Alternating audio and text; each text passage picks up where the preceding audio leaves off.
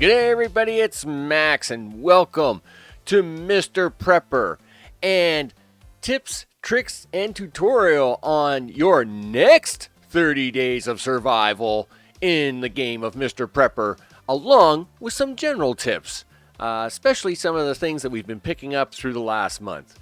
Of course, this tutorial is going to be a bit spoiler heavy because, of course, we're having a look at the game into month 2 in general. I'll talk about that shortly. And of course, if you don't want to be spoiled by anything, then I definitely recommend that you go off and play. And then, of course, you can always come back to this if you're looking for something if you get stuck. With that, this of course is being recorded in beta phase 3, but everything is so pretty much nailed down now that we're pretty safe that you can probably go with this as with very little changes. So with that, let's get into it and have a look around. The first thing we want to talk about is 30-day transitions. The 30 days is an arbitrary number, really. It's not exactly 30 days for each type of these transitions. Of course, if you're able to play the game a little faster, you may actually be able to do that first video of 30 days possibly within 20 to 24 days. Of course, the next thing is within your next 30 days, if you're already running ahead on that first one, you may actually be able to accomplish everything way before you get into month 3. And that's always a good thing. The faster you can do something, the better. Of course, one of my biggest recommendations has always been don't try to rush everything too fast, especially when it comes to the rocket. The rocket, besides the silo itself, isn't going anywhere really fast. And you still have a lot of things to do in the game. You still have to get money together. You still have to get your growing together. There's lots of things to get done. And we want to make sure that you get it all done in a nice, easy pace without stressing out about, getting 60 metal for this or 30 metal or plastics for that. Those kinds of things. Let's now have a look at some of them tips. One of the biggest tips I can give you when it comes to your second 30 days is transitioning from your morning-afternoon routine to an all-day routine. And to do that, one of the big things you need to do is upgrade your workbench. There is a transition that happens once you start getting into the mines, and that is first, you should immediately start working on upgrading your bench big time. Upgrading that bench from its first level to the next level. Of course, we can't upgrade it past level 3 in the beta version, but upgrading that bench is definitely something to keep an eye on. Now, the reason that is because when you first get into getting into the mines after you've done Jenny's initial request, the trick is that it starts giving you a lot more options in the bench. And you're going to want these options for helping you do certain things. Things like the miner's helmet, and of course getting knives and things. You will want this stuff when you get into the mines. Another thing, of course, you're going to want is a pickaxe. Now, these things are very important when you're getting ready to do what I call the half-day transition to a full-day transition. In the first 30 days, you basically took your morning to eat, pick your berries and things, do your trades, and in the afternoon, you then did your exploring. You either went off to the woods to get more berries, look for logs, or you would spend it crafting your stuff around base. Once you switch over to a full day transition, that's when you're going to spend the whole day at a location. So if I'm going to make food for the next 3-4 days, that's what I will do today. Or if I'm going out to do mining today, then that's probably what I'm going to do with maybe a little side forestry that day. Full day transition especially when it comes to the gardening aspect, which we'll talk about here when we talk about farming tips, is going to be important because this stuff eats up a lot of time. And doing half day stuff like we did in our first 30 days just isn't going to probably be possible when it comes to doing that kind of transition. Now we're going to get into some of the trading tips because really your first 30 days was about getting that trading going, but now your next 30 days is about really hammering home that trading, especially once you start getting into the mining. Now, one of the things about trading, of course, is the books that Bob will sell you from the mines. I heavily recommend the first two books you can get is The Art of Negotiation. That will be with one level. Then you'll have to buy his other books. But then when he levels up again, his next book will also have The Art of Negotiation 2. Both of these books make the prices of trading much better in your favor. So at the beginning of the game, Jenny was giving you $3 a beet when you were growing them in the garden and trading them off. By the time you've got negotiation 2, she's now giving you $5 a beet. And at the same time, she's dropping the price of the seeds you need. Now, you may not be growing many beets as part of your later transition in later days, but you will be growing much higher price crops. And of course, you will want to get the best price possible on these crops while paying less for the seeds. Make sure you pick up those books. Next trader tip, get the cookbooks when you can. One of the things about the cookbooks is you get to make your own Dr. Prepper, Bob. This is probably the best stuff ever. Again, keep working them trades. Keep pushing them hard because you're going to want the cookbooks. And the reason is because of good old Dr. Prepper. Dr. Prepper is a drink. It's an energy drink. And of course, this energy drink, which you can get in this book, allows you to take those red berries, which I can never ever pronounce, so forgive me now. You get the berries on level 3, though Jenny will teach you how to grow your own berries, which you can do downstairs in your gardens. But if you want them berries, there you can go to the forest level 3 and get them berries for free. There's nothing stopping you there. You can take them berries, put them in a dryer, and then once they're dried, you can cook them into energy drinks. Sleep is now a thing of the past. If you're tired, no problem. You're just going to drink up and your energy is topped back up again. Don't worry about napping in the afternoon once you've got this going. It's literally the mining and these energy drinks are your two key components to transitioning from the half day scenario into full day scenarios where you can get a lot more done. Next trading tip.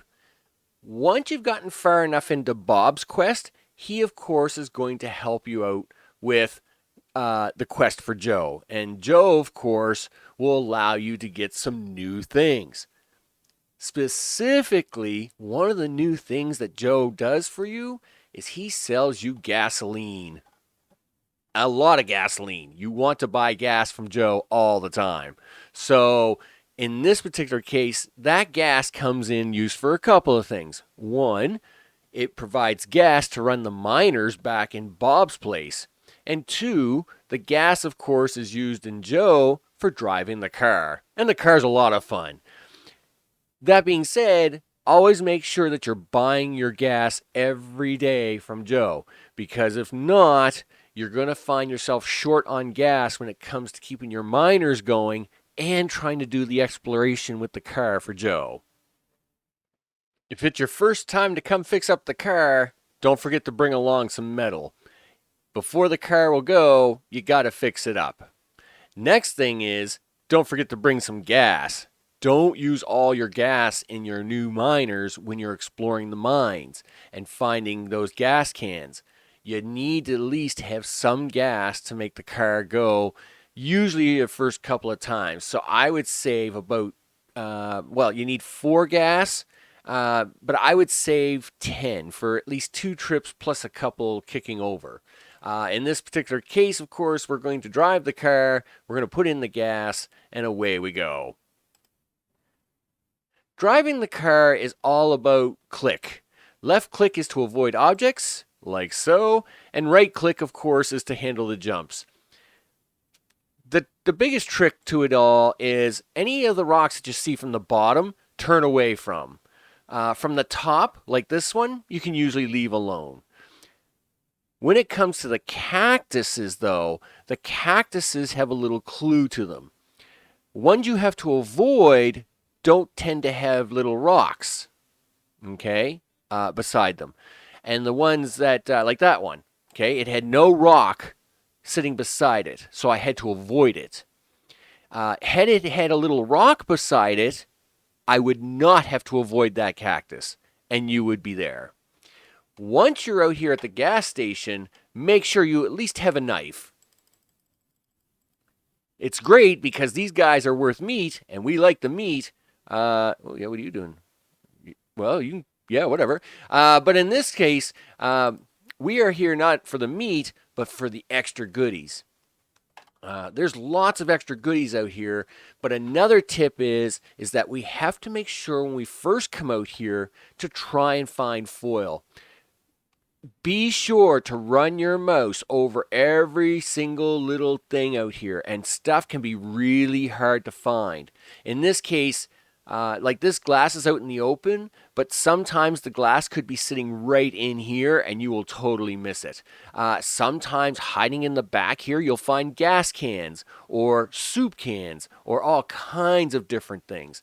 The foil tends to be hiding here on the ground, just like all these other little scraps. In this case, I already have the foil for Joe, but you're going to have to do a lot of hard searching. Another thing is, take what's inside these, then take the canisters. There always seems to be 2 of them, so make sure you check them out, take all of it, and take the canisters. If nothing else, you can use them for wood. You may not want the storage, but these things are worth wood and metal, and you can grab both of these and take them back with you. Again, always do a final check sweep around before you leave. Bonus tip, if your gas station, sometimes when you come out here, has a Dr. Prepper machine, you can get Dr. Prepper by using 1 coin and getting 1 back. So in this particular case, if you have a few extra coins in a Dr. Prepper machine and you maybe haven't gotten around to your cookbook yet, you can get Dr. Prepper this way, which of course allows you to do that. But they don't always have Dr. Prepper machines, so be careful if you don't see one out here that they're not here. You may just have to come back another day. These cactus are used later on, by the way, in some cooking formulas, so you can always grab them too. Before heading off to the mines, again, let's have a look at that crafting scenario before you really start. When you've upgraded the workbench, you get some really useful things here. For example, the backpack. The backpack adds on a large amount of storage capacity on your ability to carry things. Now, when it comes to the backpack, the knife, the miner's helmet, and the pickaxe, all of these things are really, really good miner's tips for taking care of the mines. But the backpack and the miner's helmet and the knife, of course, come in handy for all kinds of things, such as hunting in the forest at night, gathering extra logs that need to be taking extra weight, all kinds of good reasons. Be careful, though. Have a place to store these things when the agent comes. You have to take off the backpack, the miner's helmet, the knives, and anything else that you're carrying on you this way, and make sure that you store them downstairs in a nice little safe place. That way, when the agent's walking through and he's looking at you, which he will do later, you don't get caught with anything serious. Now for some mining tips. In this particular case, when you first get to the mines, you're going to need 10 metal to fix this elevator. But once it's fixed, actually the first thing you should be looking for is some of this stone. Again, this stone is great because you will probably need it to fix your workbench. Second, this stone can be used to make a smelter, and then the smelter can melt stone into glass. Sergey will buy your stone, your metal, and your glass if you are looking for extra money. So up to this point, in your first 30 days, Sergey's been taking all your money, and you've basically had to put up with it. But now you can turn the tables and start selling a lot of stuff back to Sergey by you selling him rock, glass, and even some metal if you're lucky enough to do that. Each level of the mine requires something a little extra. For doing this top layer of the mine, you can just get around by using the elevator. But to get any lower, you need special cards. Now these special cards are found on each level of the mine and are color-coded accordingly. So on this level, I should be able to find a green card somewhere. And with that, I can now use that green card to get down to the next level. Each level you get down into, though, is going to get a little darker and a little harder. So with this particular case, you'll notice that it's not all lit up, only some of it is lit up. Now here in level 3, you're basically in the dark. Now you understand why you want to have all this miner gear and get ready to go, so you'll have a full miner's helmet and a knife and everything ready to go so you can tackle that stuff. Remember Bob? Well, turns out Bob, Jenny, and Joe, only at night for Joe though, will actually do trades directly with you. Make sure that if you're running into some postman problems where he's not showing up for multiple days and you really kind of want to get some stuff or you need to do some trades, you can go to Bob, Jenny, or Joe and actually trade with them directly. They'll be glad to sell you and buy your stuff, which sometimes is the only way you'll be able to get ahead on doing a couple of things around the base. Make sure you keep that in mind. Now let's get into some of them house bunker tips. And of course, when it comes to the house and the bunker, chances are after 30 days, you've already started expanding out. Of course, when you're early days, you probably only had 2 rooms. You probably had a little workbench room and a little farming room to start. As you probably got into days 10 to 15, you probably started working on your silo, which means you needed to at least make one more room in some direction to wherever it was you were going to put your silo at, either in the front or in the back. Now that you're kind of moving on even farther, though, you're going to start running into some problems. First problem is going to be water and blackouts. Water and blackouts continuously become a hassle the later the game goes, and you've got to be able to react to that. Keep an eye out for buying these containers. Water tank containers can hold a lot of water, but you're not going to fill them up using the sink. No. Again, upgrading your workbench, you're going to make water buckets. Now, you're allowed to have 2 buckets outside, and the agent won't give you any problems. If you're swift about it, though, you could keep running multiple buckets outside. Just remember to pick them up on agent days. He will mark you hard if he sees a bunch of buckets outside. Stick them into a cupboard down in your bunker. You're good to go. Chances are you're probably expanding your farming operation. Expanding farming operation is going to take more electricity, but we'll talk about that in a second. The thing about farming operations is making 2 tile high greenhouse rooms. This allows you to grow the larger plants. Sunflowers is going to be your new cash crop. Beets took care of you in the first month. Sunflowers is going to take care of you in the second month. Those sunflowers are selling for big money to Jenny, and she is going to pay good for them. Make sure you're growing at least some sunflowers. Of course, here we have the other plants. Inspect that. And these, of course, are for your Dr. Prepper drink. Make sure you've got them going on. Speaking about that electricity, again, upgrading that workbench allows you to make your own generators, and you're going to want to keep them going. There's going to be lots of blackout days where there's no power at all. And at the same time, running all this stuff takes up a lot of house power. There's no way you could run this and the agent not catch you. So by running your own generators, you keep your bunker all running nice and nifty while even during blackouts. Just be sure to load them up before the agent arrives.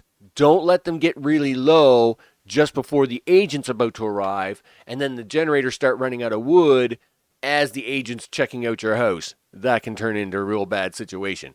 In this particular case, they take one block of wood. They tend to last a couple of days at a time, depending on how many you've got running and just how many lights you've got running through the entire place. Wow, I like lights. I like a couch. I like a fridge and a stove in my bunker. Where do I get one?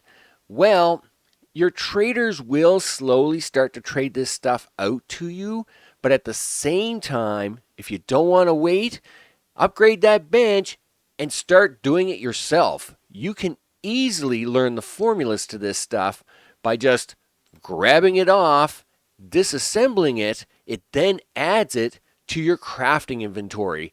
Now, rebuild the thing you just decrafted, put it back, and you still keep that in your crafting book. Now you just have to buy supplies for it, and you can make as many of that item as you want. So, a little bit of a warning though about the bedroom. The furniture up here does not turn correctly. It is placed in one way, but you don't really have control on how it gets placed back. So doing things like the computer and this desk, the desk isn't a big problem because you can craft that pretty early. But when you're doing the computer, you may not be able to get it back up in here with the desk the way it was. You may have to shuffle some of this around. Just warning that when you do decraft stuff, be forewarned that you may have to fiddle around with it. Again, the agent shouldn't panic too much. As long as he's counting the items in his item count list, he's not usually too worried about where they're placed as long as you have them placed. If you have meat products in your fridge and you're doing a lot of meat and hunting stuff, if you have a lot that you're not eating up right away, try not to cook it until it starts to go bad. Cooking it refreshes its time. So this particular snake meat, for example, might sit in there 3-4 days, and then it starts to turn the brownish color. Well, then I can cook that meat, and it refreshes it for another 3-4 days. You can get a lot longer out of meat if you just kind of hold off a few days while you're doing that. Of course, once you're into your second 30 days of working, you're going to have a lot more time to do things with water because you'll have your water buckets and your water tanks. Now's a great time to start working with carrot soups, turning that soups into cans of actual soup cans and storage. And we'll just run down here to have a look at some. And of course, with your new cookbooks, you'll be able to actually start making more of these things. Oh, you're not going to show that to me? Oh, there we go. I was going to say, show me the carrot soup can. Of course, you just need a little metal and a little salt. But salt, you get plenty of that from the mine. And the metal, again, if you've been bringing back them boxes, you're probably making lots of scrap metal from recycling these anyway. And from the mines, you're probably smelting a lot of metal anyway. metals and things you're going to stop buying once you get into mining. You'll make your own and then use that money to get into the exotic things like buying books. Keep in mind, not only can you take stuff from the house, disassemble it, and then put it back together and have that in your crafting book for a new craftable item, stuff that you can get from traders is also disassemble and then you can craft on your own. So be sure to pick up things like the plant lights, which of course provide so much great plant light options, or things such as these water containers. You may not be able to make these right away, but if Sergey, for example, sells you the water container, once you disassemble it, it's good to go. Of course, this is how you will get a lot of your stuff and do things. And of course, we're not going to put up with that. We're just going to do that, and we're back to normal. Dr. Prepper, it's a great thing. Another quick tip for your early days, if you didn't discover this one already, within your first 30, is you can dig out rooms, then fill them back in. By digging out a square room, you'll get 5 dirt. Then you can just cancel the room later. One thing about doing that is you keep the dirt, and you can sell it to Sergey for a few extra dollars, especially in them early days where you may be a little tight for money. A great option to do when you go first play the game is under options, you want under game to change this to always run. By default, Mr. Prepper walks, and to make him run, you have to double click. But double clicking all the time to make him run from one point to the other gets real tiring really quick, let me tell you. By choosing this option here and applying, now he runs all the time on a single click, which is really good. Time is definitely not your friend when it comes to Mr. Prepper. You're always going to be under pressure to get as much done within the time clock every day. Especially in them first 30 days when you've got to be taking naps throughout the day to keep your preparedness meters all running really well. It gets really difficult to time manage everything. So if you can keep running without the whole double click thing, that's all the better for you. And that is covering your next 30 days. Now, if you're running ahead and you get to it within like 20 to 25 days, that's all the better. But make sure you do a couple of things. Upgrade that workbench as soon as you can. Keeping that bench upgraded allows you to keep getting better materials, allows you to then be able to take those materials and discover even more things, especially in mining, out in the desert and other things. Of course, the miners, it gives you the mining gear. It gives you the buckets for getting them extra buckets of water from rainwater to then automatically fill up your water jugs. And once you've gotten one of them water jugs from Sergey, you're going to make more of those. That'll save you so much time and hassle of the whole water scenario. Of course, disassemble furniture, lights, these kinds of things, even if you buy them from the traders, gives you even more options and allows you to make things look better in overall functionality. I want to thank you very much for watching this series. Of course, the series is far from done. We have the release date coming on March the 18th, 2021. I will be also doing a Fast Pass series where I'm going to be taking my own tips and seeing just how fast I can do the whole thing. Of course, the series has been a real great time, but of course, now I want to see just how fast I can get to this kind of setup. So with that, this is Max. Good luck with your games and hope you're having fun.